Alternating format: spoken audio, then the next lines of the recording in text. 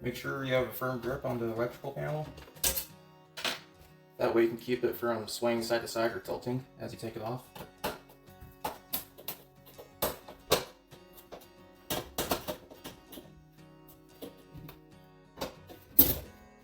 Okay, as you take off the second to last screw, make sure you have a firm grip on the panel cover.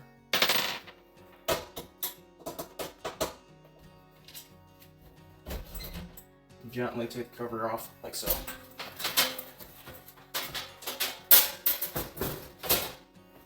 And place it in a safe location.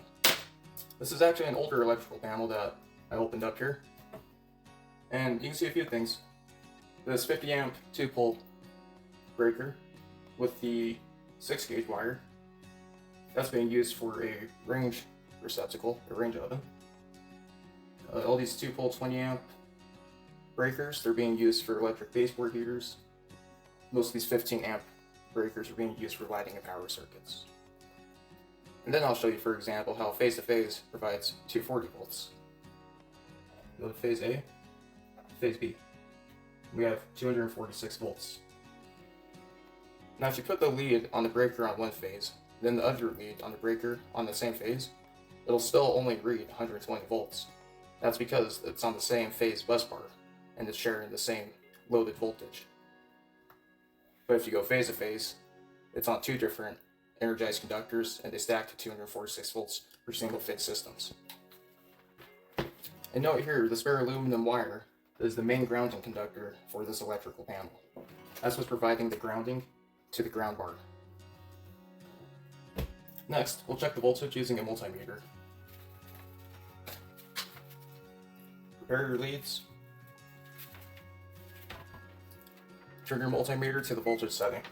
It's very important that it's on the voltage setting, and not on any other setting as it could damage your meter.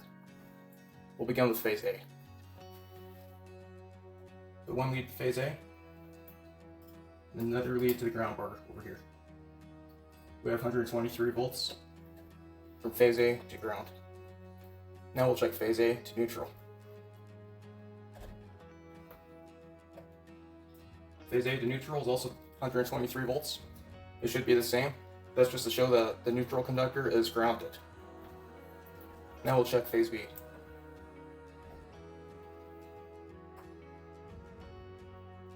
We also have 123 volts for phase B. Check it to neutral as well. 123 volts. Now it's time to put the cover back on the electrical panel. First, make sure you have your screws in the nearby location and grab your cover. You want to make sure the cover is open so you can align it to the circuit breakers as you put it back on.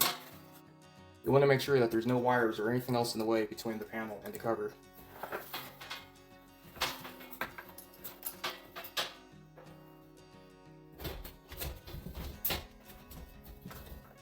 Gently put the cover back on like so, and begin inserting the screws just finger tight to begin with.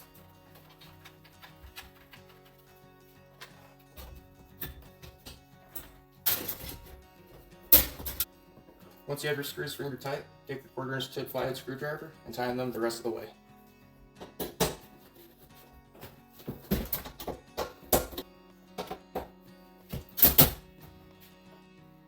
Alright, that's it. Thank you.